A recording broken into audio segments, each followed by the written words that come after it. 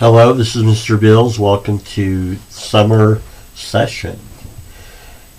This is the introductory video for History 102, Section 1001 at the College of Southern Nevada, summer 2026. This introductory video I encourage students to watch to get acclimated to the class. Also, maybe put a name to the face to know me a little bit. This is the front page of our class site in Canvas. You go to Go CSN, My CSN. You go to that dashboard, click on Canvas. It takes you to your own dashboard where all your classes are listed. You click on History 102, Section 1001, and this is the site. This is a post-Civil War class. Mr. Beals, History 102, Section 1001. It is summer. Yay. It's summer 2026. Best time of the year. It is 2026. We are taking the class during a great summer. America's 250th birthday. Excellent. So happy birthday, America. You don't look a day over 220. So happy birthday to America. We... obviously 102 were after the founding of our great nation, but we can still celebrate, and so happy birthday, America. This is an online class, 10 weeks, June 1st to August 9th is the last day of class. This is the picture for you to remember. This is a picture of a Cleveland Mall in 1976 for America's 200th birthday. I was 3 at the time, and so I am around for the 250th birthday. And so here you go. So we can celebrate, have a great summer, eat lots of hamburgers and hot dogs, and fireworks. On the left-hand side menu, you can see what you need to worry about, the module section. The module section, there's a discussion portion of the class. Grades, lockdown browser. You don't need to worry about anything below here, announcements below. I'm not using those screens, so you'll just need to worry about these up here. So module section is where you'll do most of the class. And so let's go in there. You have the course introduction tab. That's where this video will be. You'll see the syllabus. Class introduction is the first discussion question. Syllabus quiz. The links for your textbook. It's a free OpenStax textbook. That's where you'll get the link. If you are interested in more notes, more information, this is the history.com notes for U.S. history. So you're wanting to do that if you want. There's an extra credit book review if you want to do that. Okay. There is a semester writing assignment. You will pick one of two options. You'll either read a couple political party platforms from the 19th century, which is good. 19th century political platforms were short, so that'll be good for you. Or you can watch some speeches from the 1960s and kind of give your interpretation of the 60s. And then you just work through each week. For test 1, there's a review video. Test 2, there's a review video. On my YouTube channel, I have a bunch of playlists. So that's here. Listen to some music from the different eras. And so you just work through each week. Week 1 gives you an overview. Each lecture has a page where you kind of work through information. Like, for example, objectives, where you want to read an OpenStax PowerPoint lecture. I have, for lecture 1, I actually have an audio lecture you want to listen to. And then I have some other videos. I have some interesting other articles. I'll put them here. Like this is critique of the popular narrative a critique of the popular narrative of U.S. history. So definitely encourage students to go over that. And so you just work through the pages.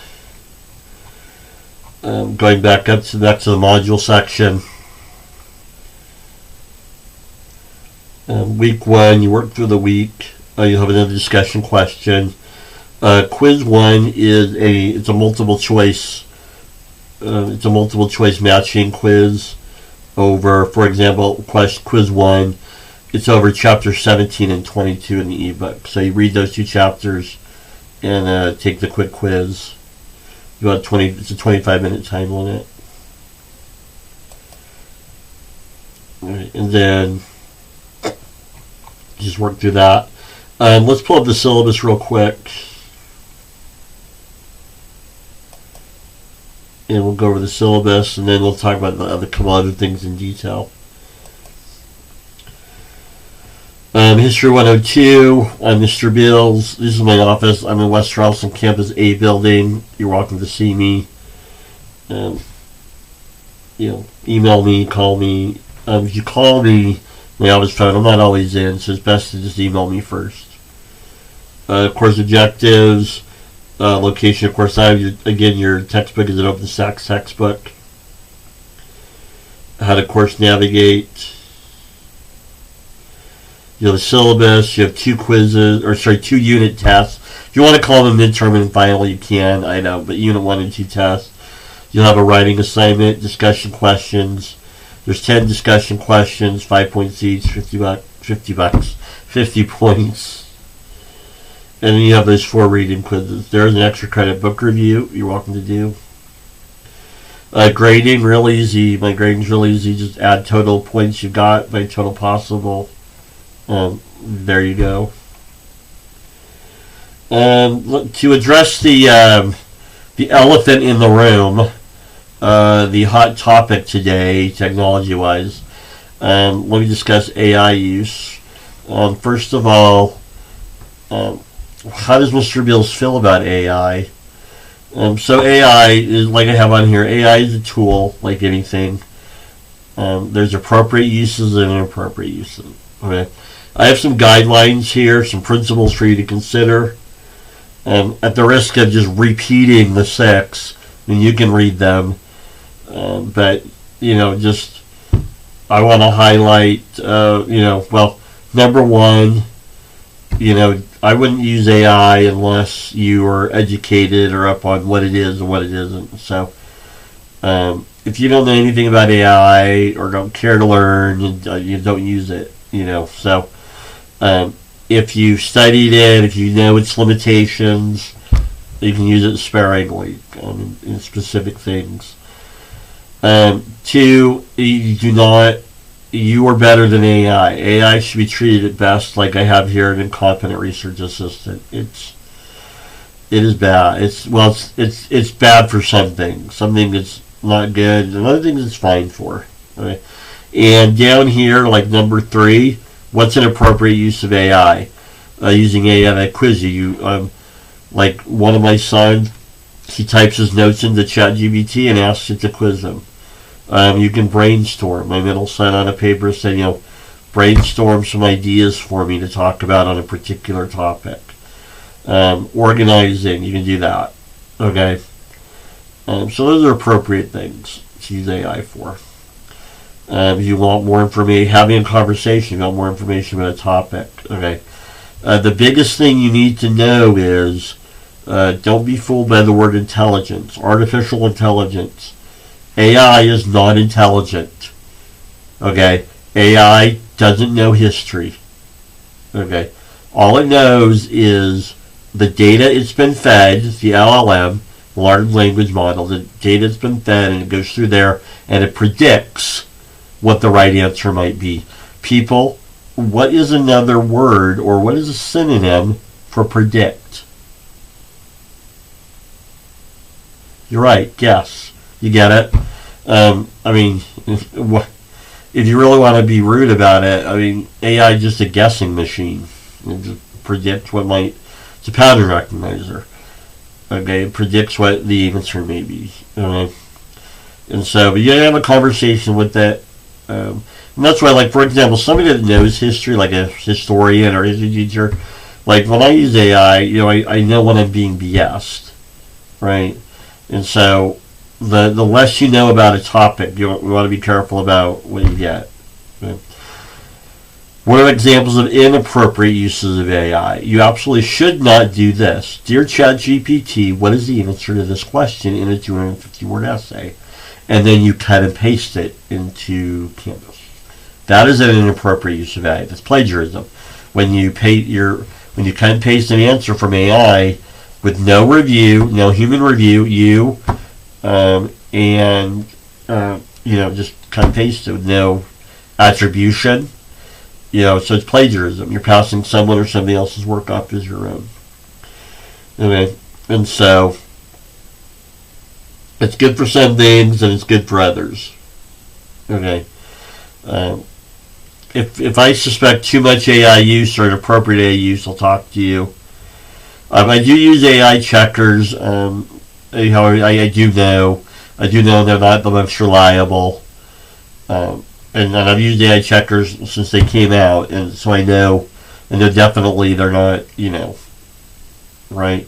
I mean, a couple times, I took notes and documents that I know I wrote decades ago, and one chat AI chat thing checker said, "Oh, this is AI. I wrote it before you existed." And so I'm aware, but it can start a conversation. If I put your work through 3 AI checkers and they all say AI, we'll talk. I just do the best you can. I've had students screenshot their AI checking like they did it themselves. You can do that too if you want. I was reading one article where, apparently if you do your work in Google Docs, you can see your edit history. So I've had, do that. But anyways, just, so I'm not at the one end. I'm not anti-AI where I want to be a Luddite and reject all technology. But I'm also not on the other end. There are some people that want to become Borg. The machine takes over humanity is a science fiction warning we've had for decades. Okay?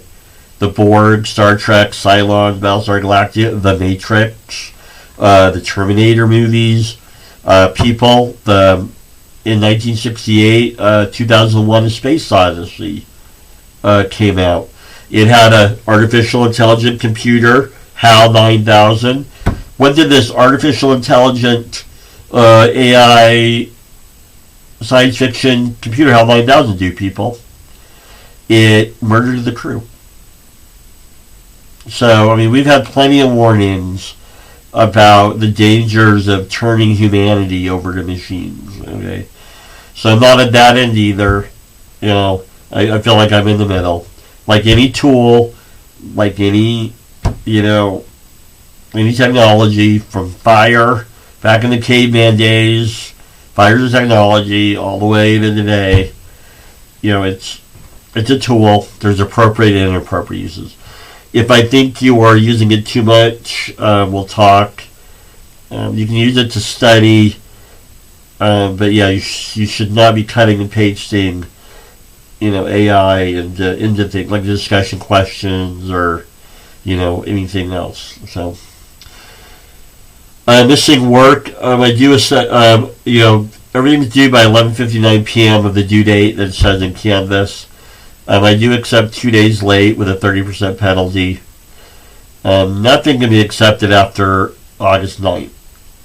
So for example, the final exam is due August 9th. There's no way to be late on that. I can't accept anything after August 9th. So that would be the one exception to that.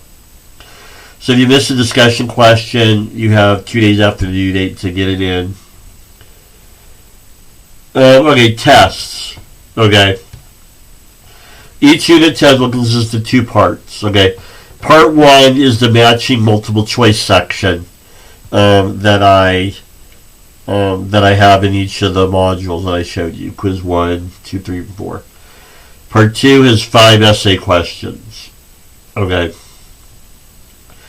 Each essay question is worth 10 points. Okay. Minimum responses for each question is 200 words. Maximum, if it's over 500 words, I'm going to assume AI use and give it 0. So, keep it, unless you want to show me your, I don't know, your Google Docs, information. Tests are taken in the Canvas site. I will use Lockdown Browser to reduce the temptation of using AI on the test, like while you're taking it. I don't want cutting and pasting in. So tests are available for 7 days.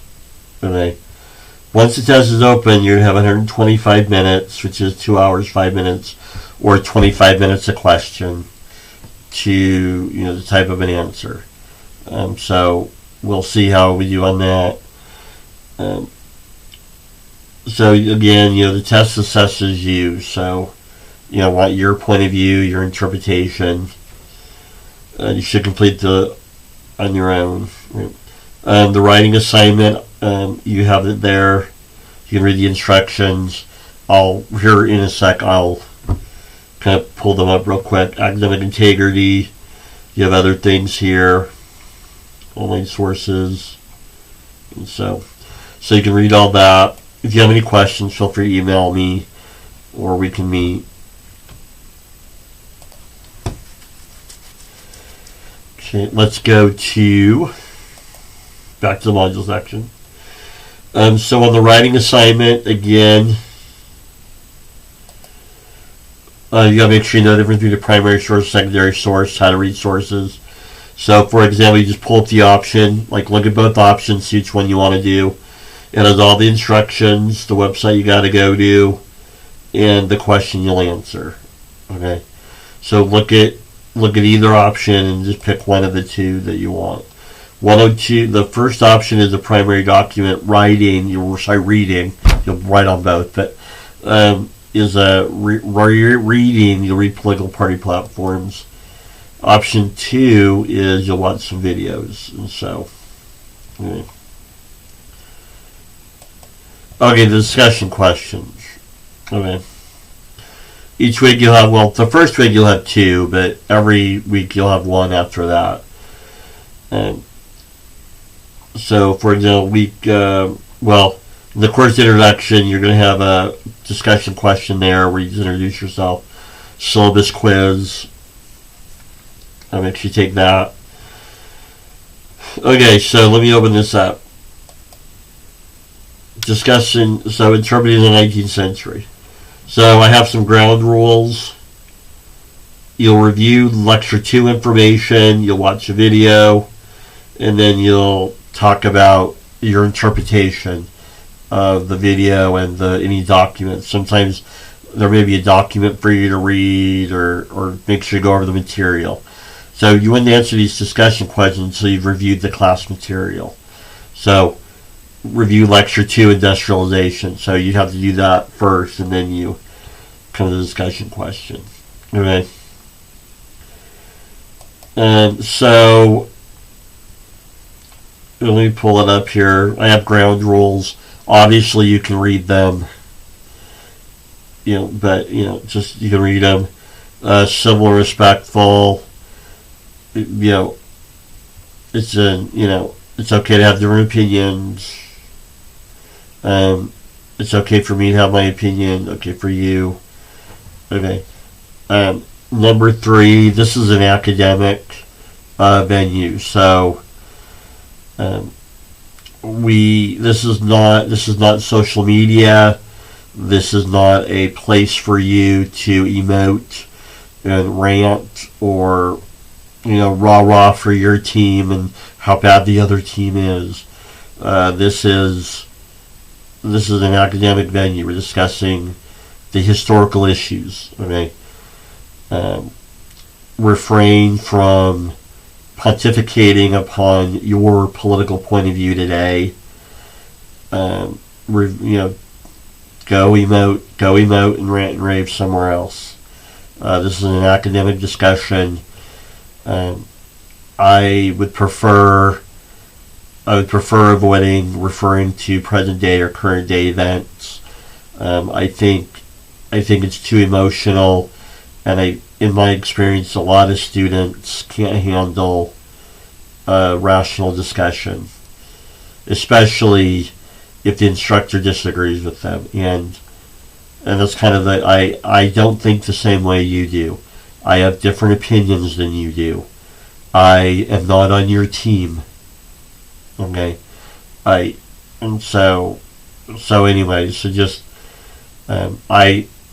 going to ask you questions. If you express an opinion, which is fine, I may ask you to consider it. I may ask you, what about another point of view? I may ask you to discuss something further. Okay? But anyways, just avoid overly emotional hyperbole. Avoid name calling, labeling things. Avoid. I don't want this to turn into. Well, anyway, I just don't want it to turn into overly emotional hyperbole where everyone rants and raves about their team and how good they are and how bad the other team is. I'm not interested in it. I'm not interested in your team. I'm not interested, I want an academic, historical discussion of the topic. Okay. Anyways, just, so that, having said that, I basically have said, I do believe free speech should be broadly defined, and so, I will guide the discussion. What's another synonym for guide? Censor, I guess. But, you're, just because you don't like it or you don't want to hear it doesn't mean, it's like, anyways, the purpose of freedom of speech is to protect unpopular speech, not popular speech. And so, anyways, and so that being said, I believe in free speech. Don't talk about the following things, A, B, C, D. Anyways, so just keep it academic, emotionless. This is not for ranting and raving about your political point of view or your team or whatever. And don't assume I'm on your team. Students think I'm on their team, and I think the same way they do, and then they get upset when I think differently than you. I'm going to ask you questions. That's the purpose of college. I'm not here to confirm your previously held beliefs. I'm here to get you to think about things. I'm going to challenge your beliefs. I'm going to ask you questions. Well, what about this? What about that? Or if it's overly emotional, I'm going to say it. This is overly emotional and hyperbole. Okay, so I'm not here. This is not my discussion board. It's not an exercise of where you share your dogma and I confirm your previously held beliefs. There'd be no reason to have a discussion board. I just have to say, okay, everything you think is correct and great. All your political opinions are great. Okay, great. We're going to move on. Right. And so, anyways, so there's that. So you just make sure you go through and you answer questions. Obviously, I want to know what you think, so AI wouldn't be used here. Okay. So that is, I believe, everything. If I haven't covered something you want, email me, call me. Well, email me would be best, and if we need to have a phone call, we can. I'm happy to meet students. Meet me in my office, West Charleston A building. Just give me a call. We can make an appointment. We can do a Microsoft Teams meeting.